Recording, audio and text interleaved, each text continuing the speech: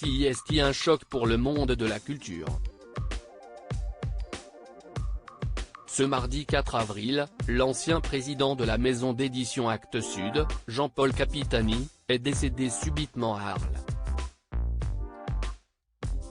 Celui qui était marié à Françoise Nyssen depuis 1996 et se baladait à vélo dans sa ville natale, où il habitait, lorsqu'il a chuté. Selon des témoins interrogés par la Provence après le drame, le célèbre éditeur passait au niveau d'une borne rétractable en position basse pour permettre l'accès à des véhicules sur la place de la République, lorsque celle-ci est remontée. Projeté en arrière, l'époux de l'ex-ministre de la Culture, âgé de 78 ans, aurait succombé à la violence du choc. Père de 5 enfants, donc le cadet est décédé en 2012, Jean-Paul Capitani était apprécié de nombreuses personnes à Arles et dans le monde de la culture. Ingénieur agronome de formation, il faisait partie, avec le père de son épouse, Hubert Nyssen, des fondateurs des éditions Actes Sud, né en 1978.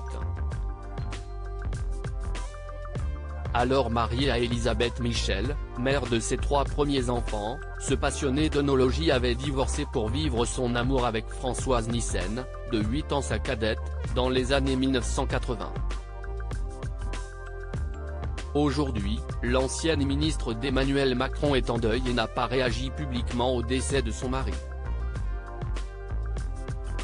Supérieure à Lisa Marie Presley, Paco Rabanne, Gaël Royer, ces tragiques décès de personnalités qui ont déjà marqué l'année 2023. La grande famille recomposée de Jean-Paul Capitani et Françoise Nyssen après avoir présidé Actes Sud ensemble pendant de nombreuses années. Jean-Paul Capitani et Françoise Nyssen avaient décidé en septembre 2022 de transmettre les rênes de la maison d'édition à 3 de leurs enfants.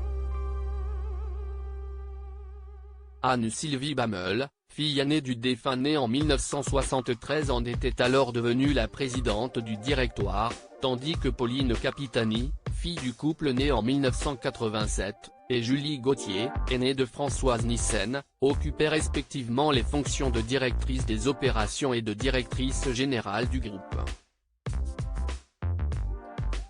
Jean-Paul Capitani restait toutefois membre du conseil de surveillance de l'entreprise familiale. Crédit photo, Dominique Jacovide.